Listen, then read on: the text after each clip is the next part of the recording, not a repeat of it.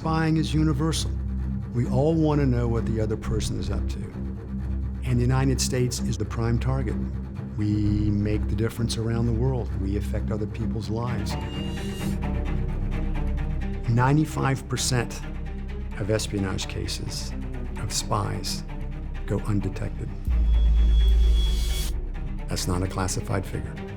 We catch only 5% of suspected spies. That's terrifying. You don't know the half of it. As a former FBI agent and chairman of the House Intelligence Committee, I had oversight of all 16 of our nation's intelligence agencies. My name is Mike Rogers. I had access to classified information gathered by our operatives, people who risked everything for the United States and our families. You don't know their faces or their names. You don't know the real stories from the people who lived the fear and the pressure until now.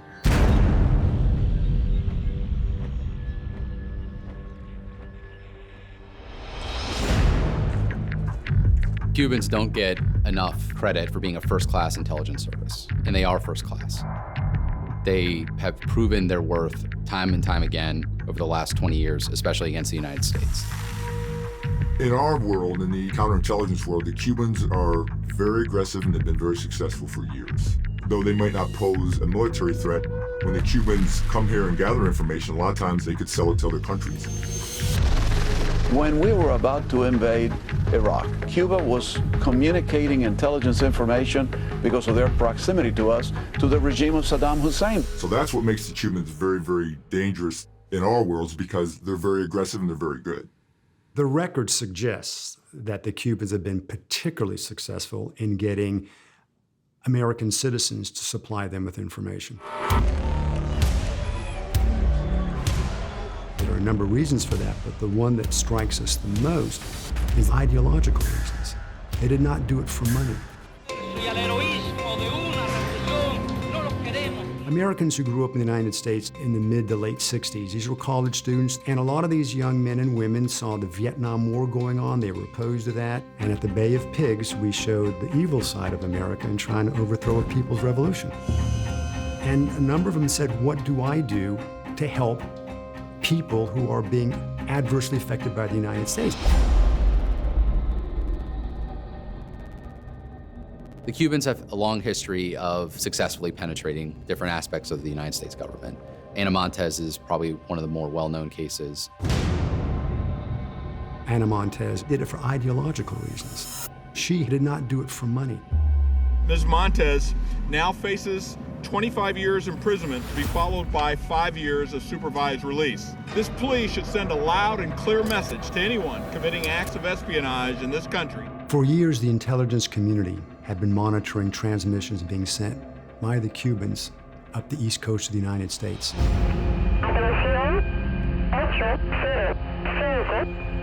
Most of their broadcasts to their agents are in voice transmissions, numbers that are read out.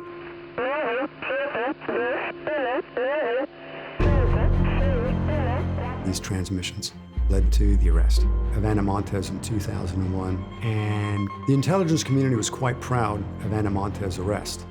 But unfortunately, following her arrest, they were horrified to learn that the transmissions had not ceased.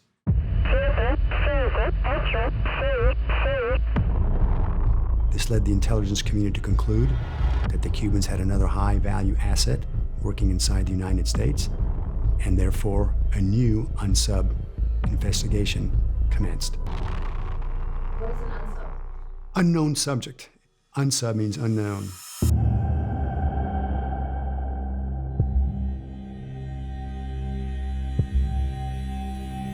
I definitely can't get into specifics about when the investigation was initiated, but by 2007, intelligence reporting indicated that there were multiple penetrations of the United States government, at least one of which was located inside the State Department.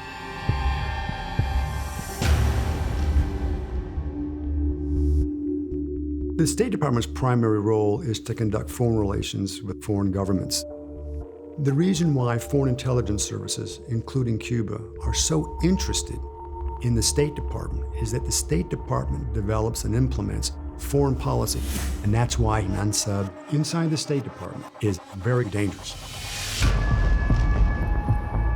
When you have an unsub, you take the information available and establish what we referred to as a matrix, which is a profile of what that person or people look like. So we knew that the likely agency within the United States government that was penetrated was the State Department, that it was penetrated by more than one individual working together, that those individuals had lived in the Washington, D.C. area for an extended period of time. They received their transmissions in English. One of those individuals was proficient in Morse code, and one of the agents was known to have a tumor on their shoulder in a certain time period, late 1996. How did you get the information in the matrix point? I'm sorry, that's classified. You want to protect your own sources and methods. I wish it was concrete information such as blue eyes, brown hair, walks with a limp. No, these were more subtle things. These were things like the person spoke English. Thanks, right? Really narrows down our list. I assumed responsibility as the lead FBI case agent for the unknown subject investigation, and we engaged diplomatic security in an effort to try to get their assistance to identify this individual. The Bureau of Diplomatic Security is the law enforcement arm of the State Department. One of our main functions is we run security at all embassies. The foreign minister of a certain country comes in, we'd be responsible for that. I work more hand in hand with the FBI. That's my sole purpose, is to help them with State Department cases or information that they need from the State Department. Robert Booth was a diplomatic security counterintelligence agent previously, and he had the historical subject matter expertise that we needed. On May 3rd, 2007, I was approached to my office by the FBI liaison officer, who explained to me that they had an unsub espionage case, and they thought that I would be able to help them resolve that question. So Robert and I went over to FBI headquarters, and they presented to us information from the intelligence community, believing that the State Department had been penetrated with a possible spy. And this information specifically was coded messages being sent by shortwave frequency from Cuba to the United States. When I asked the FBI how long the transmissions had been going, they said at least 9 years. In the State Department, if you're a Foreign Service officer, you have to travel every couple of years. That means he is a civil service employee. Do you know how many subjects we have just eliminated? And they all looked at me in amazement. Now we knew what we had was a civil service employee who worked between 1990 and 1999. All of a sudden, unsub started to appear.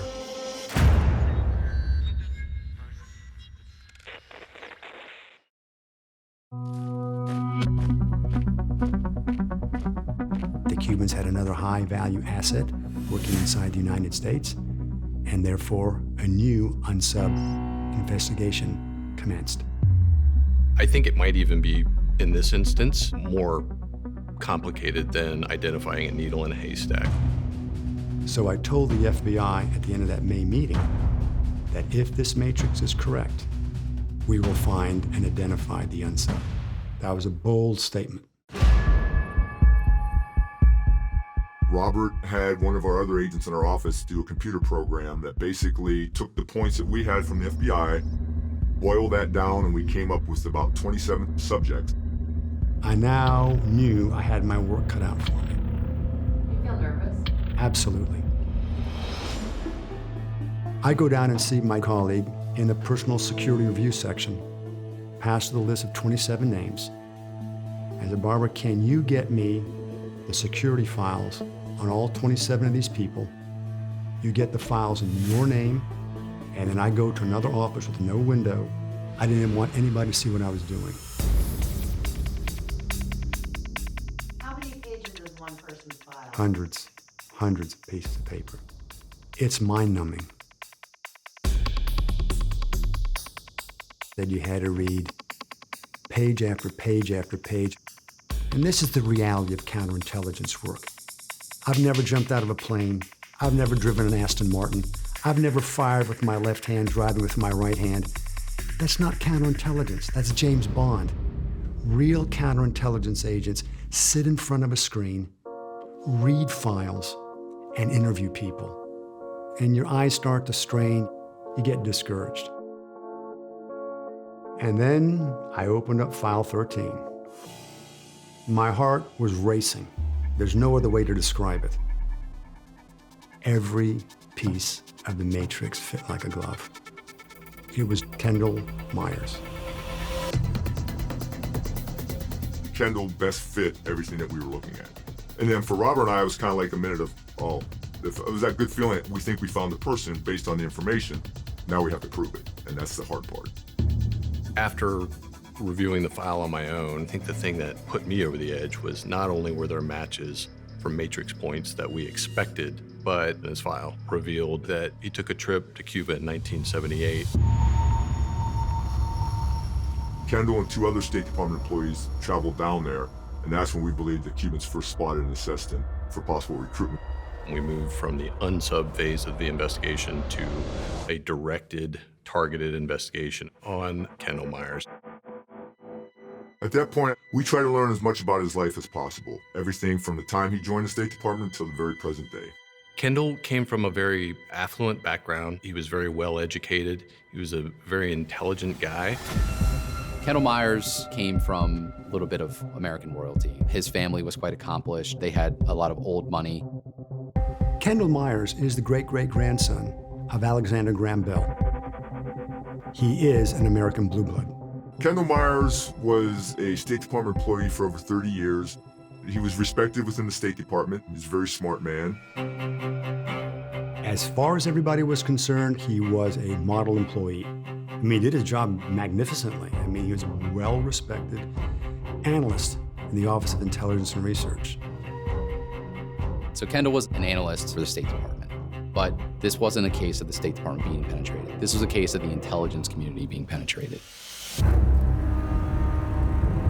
Kendall Myers worked in the intelligence community portion of the State Department, so he had access to intelligence reporting for all intelligence agencies.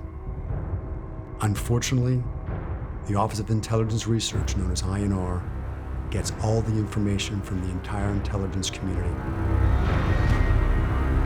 CIA, DIA, NSA, imagery, everything.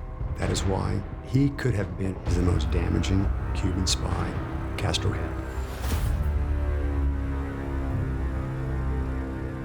So after we established that Kendall was likely one of the agents that we were looking for, through doing background investigation on his wife, Gwen, we found out she was likely involved as well.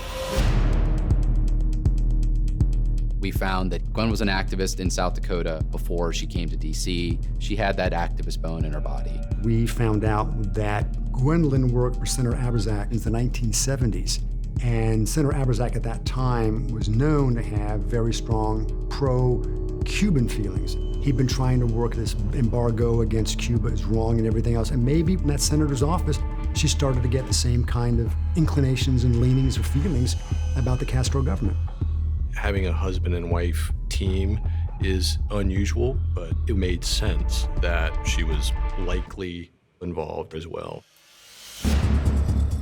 How could Gwen be a spy for Cuba if she herself did not have access to classified information? You don't need access to classified information, you just need access to someone that has access to classified information. The first thing we needed to do was focus the investigation on Kendall because he had access to the State Department. So I knew that we needed to move the investigation to, physical surveillance, electronic surveillance, try to collect evidence that we could prosecute him with. Everybody working this case wanted one charge, and that was 794, big espionage, as we call it. When you have an individual with access to that type of information, he can do severe damage to the United States government and potentially cost someone their lives.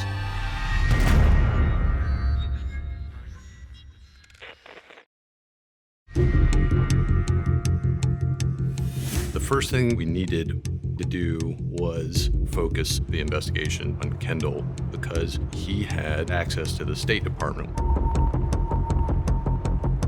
We had to be able to show that Kendall Myers was, in fact, passing classified information to a person not authorized to receive. So we needed to move the investigation to, physical surveillance, electronic surveillance. Some of the things that we do in these types of cases are monitor telephone calls, monitor email traffic, install microphones into vehicles and residences. For this case, I was a co-case agent. My role was collaborating with the FBI and just gathering information as much as possible about Kendall Myers. I was the one who had easiest access to the State Department, so if it required me to go over and conduct surveillance of Kendall inside the State Department, I would do that. You have to follow him. You have to monitor him. You have to see where he goes. You have to see who he talks to on the phone. You have to see what he pulls up on his computer. You have to look at anything and everything that are suggestive of espionage activity. We were hoping to catch him in the act, where he was removing information from the State Department and providing it to the Cubans. And that's what we had to try to do. And he did not do it. So he was not removing classified documents from his office in INR and walking out of the building. We were all convinced it's him. But no counterintelligence, no espionage indicators.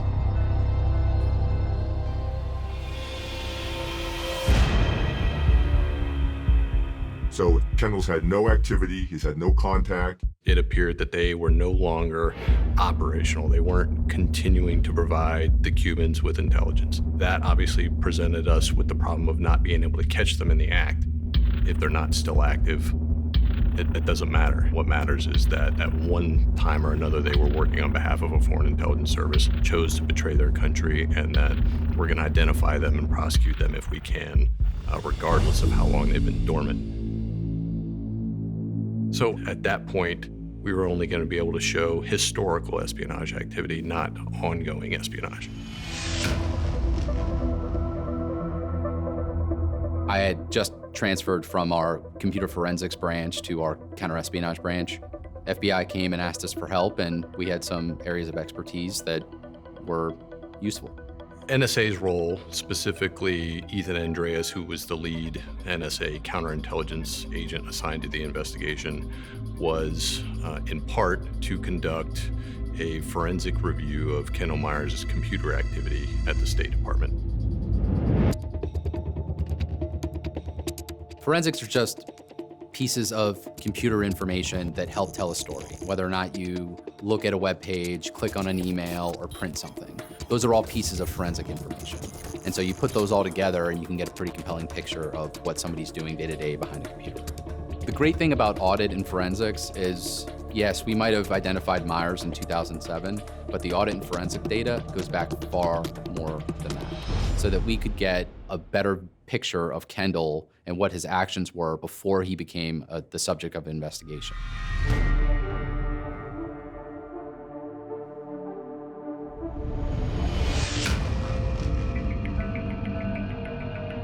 Looking at the work computer and Kendall's past history, we found that he was going what we call off topic with alarming regularity.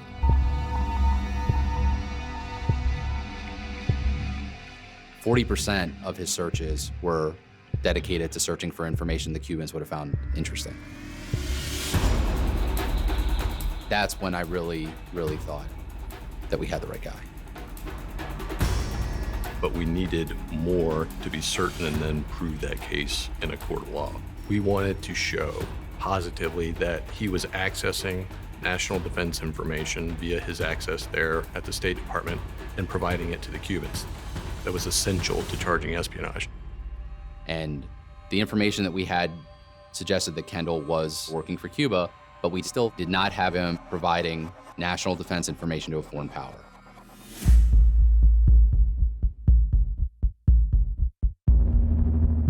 We were starting to get a little frustrated because while we were happy that we had the unsub, or Kendall Myers, again, we were not seeing any espionage indicators. What made everything worse was the fact that Kendall Myers submitted an early retirement.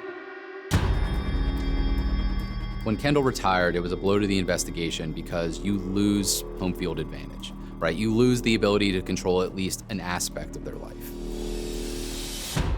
Even though he had left the State Department, even though he was no longer in direct access to U.S. government information, he still had a lot in his head. And if he were going to choose to work with the Cubans again in the future, that could still be very damaging. So we had to basically regroup and then come up with a new strategy.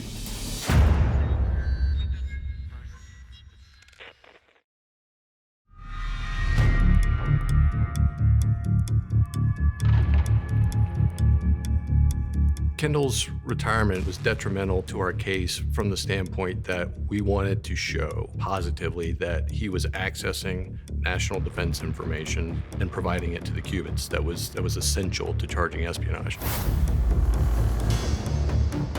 Now he was enjoying his retired life on his beautiful 34-foot Malmo sailboat that he had bought in Sweden, had brought to the United States. From my perspective, Kendall was a bit of a hypocrite.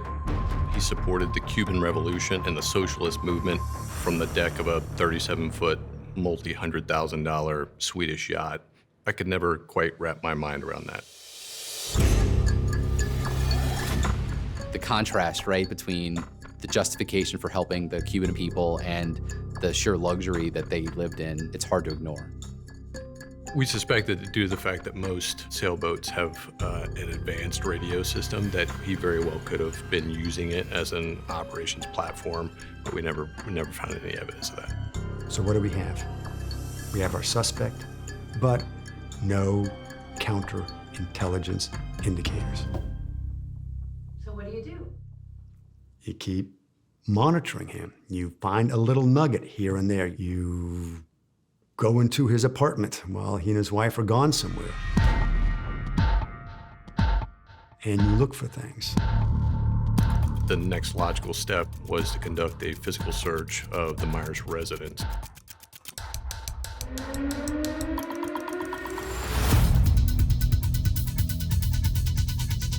There's a lot that goes into conducting a thorough, methodical search. When you don't want people to know that you've done that, I think for me, the stress level was very high, very high.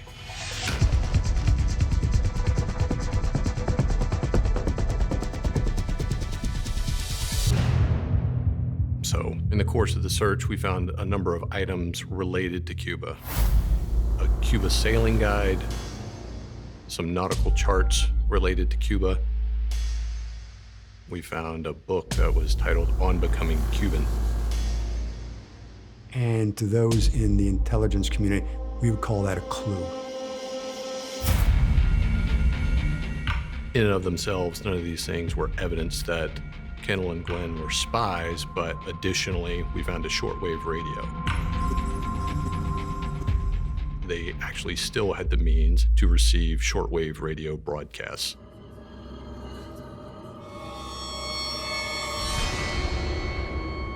We found a diary that recounted his 1978 trip to Cuba and conveyed a very positive image of Cuba, a very negative image of the United States. It was a glowing report about the Cuban Revolution, how the people were doing well. Castro was a great leader. It essentially conveyed Kendall's infatuation with Cuba. Kendall's diary was critical. But the next piece of evidence was stunning. In a filing cabinet in their closet, there was a record that indicated that Gwen had a tumor on her shoulder in late 1996. That was a matrix point that we were looking for. We knew that one of the Cuban agents had a tumor on their shoulder.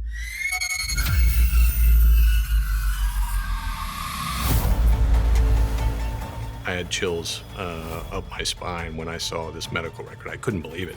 And this is where I think all doubt in my mind was removed. That just was beyond coincidence. We could have charged them with being foreign agents. We could have charged them at that point with false statements, but none of those charges in our mind held them accountable for what they did, and quite frankly, didn't come with the penalty that we thought that they deserved.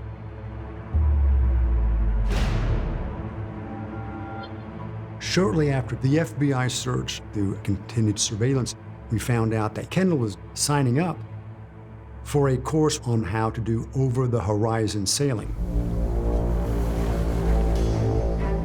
So there was a legitimate fear on the part of the investigative group that that might be one of their modes of escape, is to calmly go out to the boat and sail home. And home to them was Cuba.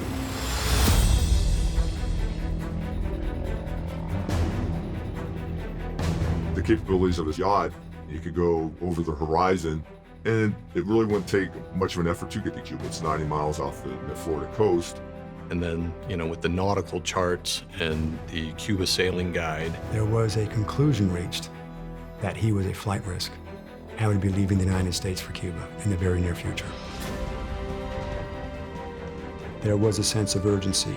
We had to do something in order to get him before they escaped to Cuba.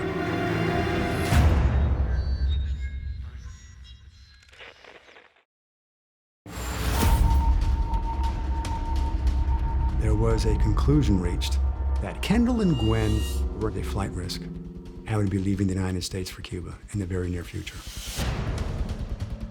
after the search of the residence, we could have charged them with being foreign agents. We could have charged them at that point with false statements, but we didn't want to charge them with lesser offenses than espionage.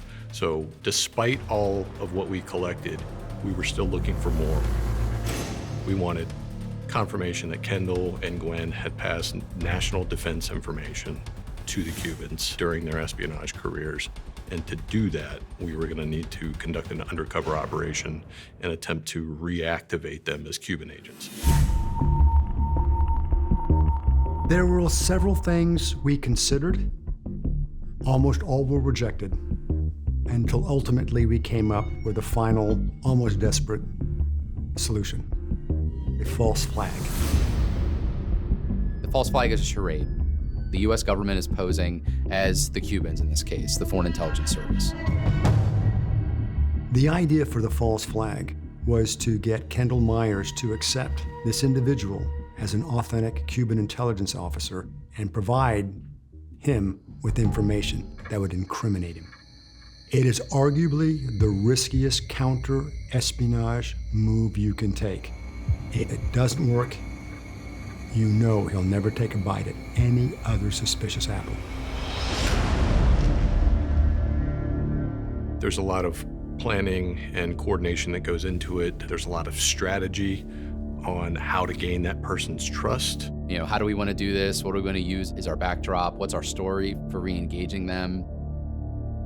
So at this time, Kendall was still teaching at Johns Hopkins, and so it was agreed that we would approach him before his class with the undercover, and they would use what we call parole to see if Kendall would take the bait. What's a parole? Parole would be like, didn't I meet you in Paris? No, I think it was in London or something like that. It's like a code word to say, hey, I know who you are, this is who I am. Our plan was to have the individual posing as the Cuban intelligence officer approach Kendall to get his opinion on the incoming administration at that point in time, and that might affect policy towards Cuba. So we put the undercover in a position where he could approach Kendall as he went into the building. And the undercover greeted him, indicated that he had been sent there by an individual that Kendall was familiar with and that was associated with Cuban intelligence. He handed him a Cuban cigar and wished him a happy birthday because it was his birthday. The undercover was very believable. Part of the bona fides that we were establishing with him was the fact that he had a thick accent. And at one point during the approach, it actually seemed like it was going to backfire because the individual was trying to communicate with Kendall, and Kendall couldn't understand a word he was saying.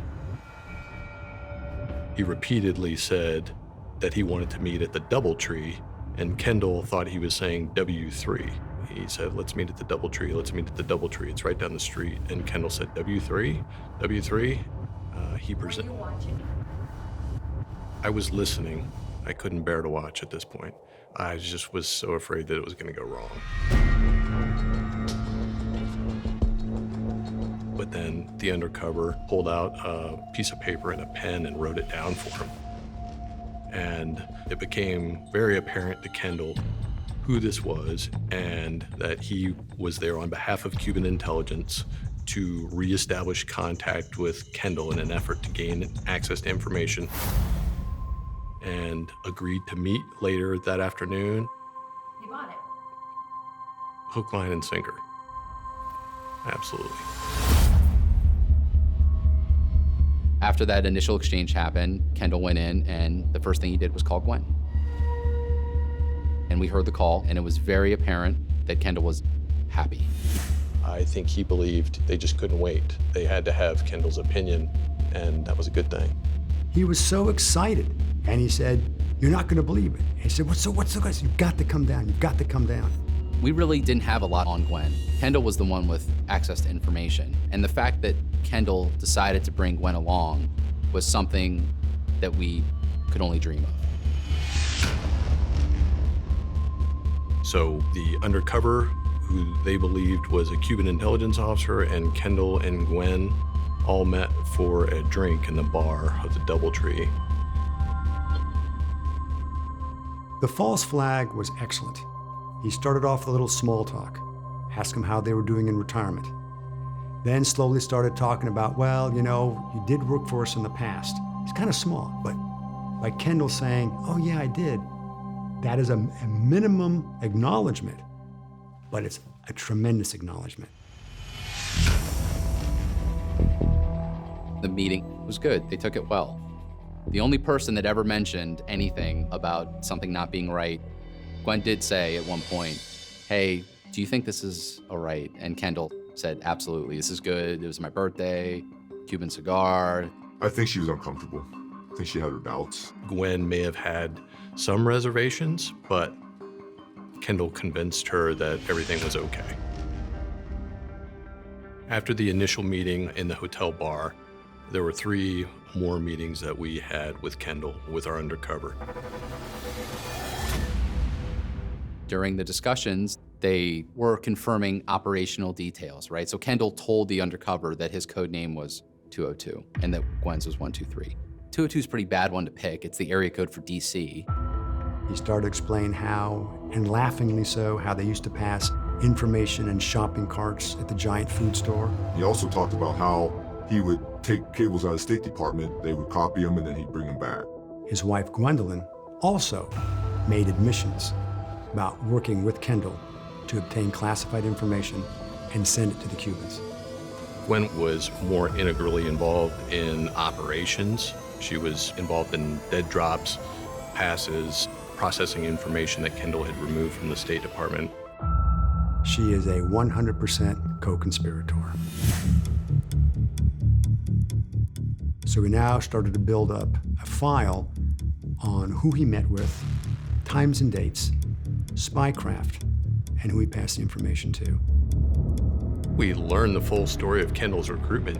He told our undercover that the same Cuban intelligence officer that invited Kendall to travel to Cuba in 1978 then traveled to South Dakota, where Kendall was living in 1979. And what the Cuban intelligence service officer did was walk right up to Kendall and Gwen's door, knock on the door, and introduce himself. That's how bold and confident the Cubans were that they could recruit Kendall Myers.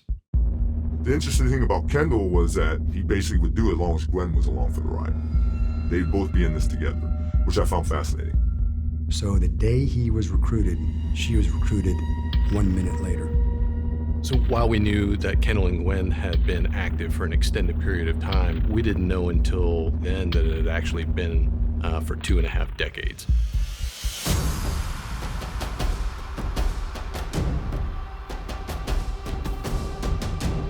In each meeting, we were able to gather historical information places they traveled, places they met the Cubans. But in the 3 meetings that we had with them, we didn't get our national defense information. So the objective of the 4th meeting was to push to get them to provide us specific instances of providing national defense information.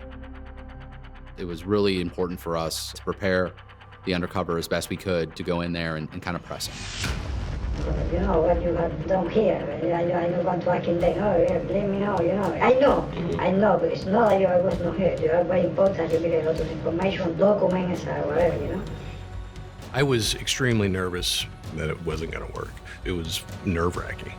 At that point, we did not have another trick up our sleeve.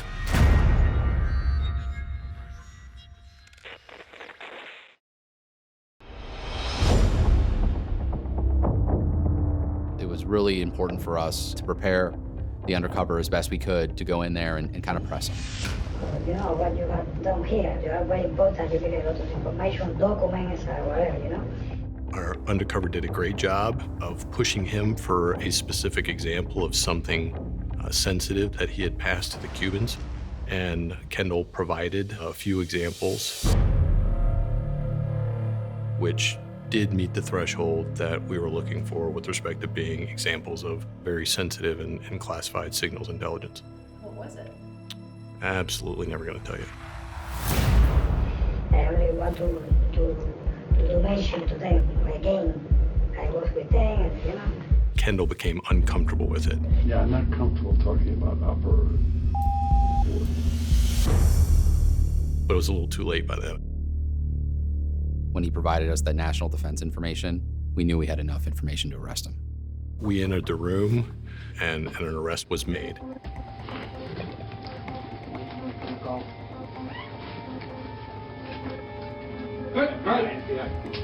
Come here. You know what? Hey, doctor. What's up, Mars? Stand over. Gwen made a great exclamation, which was essentially, she knew it all along. You think about these people as Cuban spies, but in the end, they were a couple, and that was a nice little view at the wife telling the husband, I told you so. We took both of them into custody and interviewed them separately to try to convince them there on the spot that they should cooperate, and they refused to talk to us. I was at the Washington field office, and they brought him back for mugshots and fingerprints, and our attorneys started discussions with their legal counsel. And it became apparent that they might be interested in a plea. A retired State Department employee and his wife have been charged with spying for Cuba.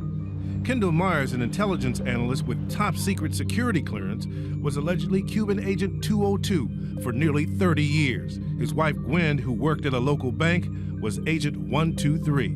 After his arrest, Kendall Myers agreed to plead guilty, but under one condition, that there was leniency for his wife.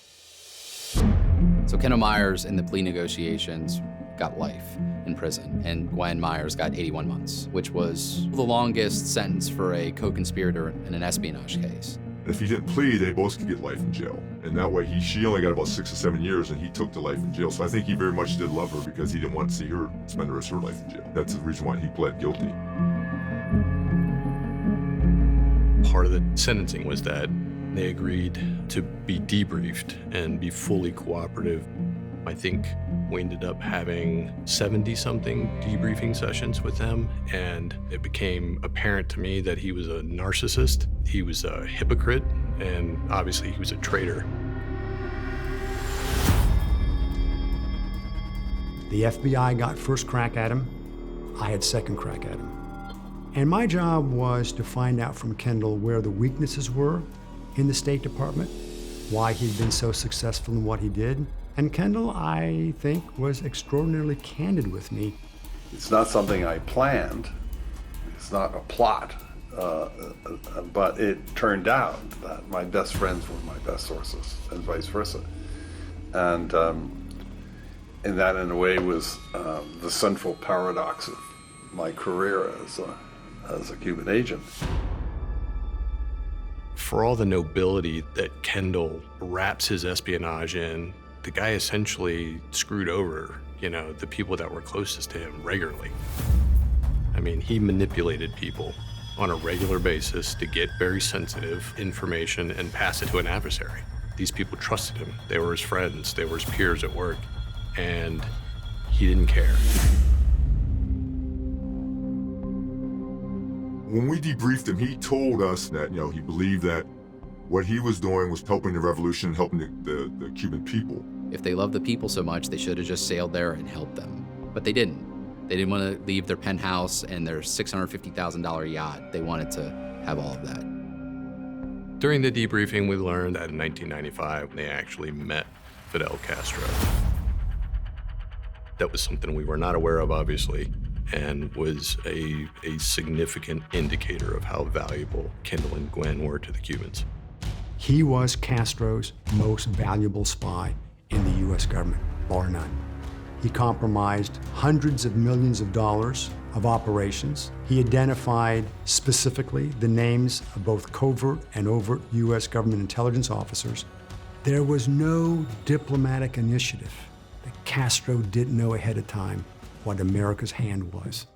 Castro checkmated every single one of our moves. How do you think he survived 11 presidents? He was the personal spy for Fidel Castro.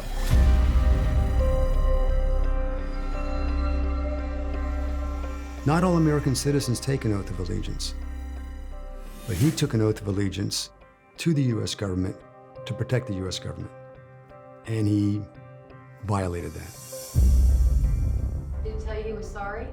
No, he's not sorry. Kendall Myers was not sorry about anything that he did. He's completely unrepentant. He'd do it all over again.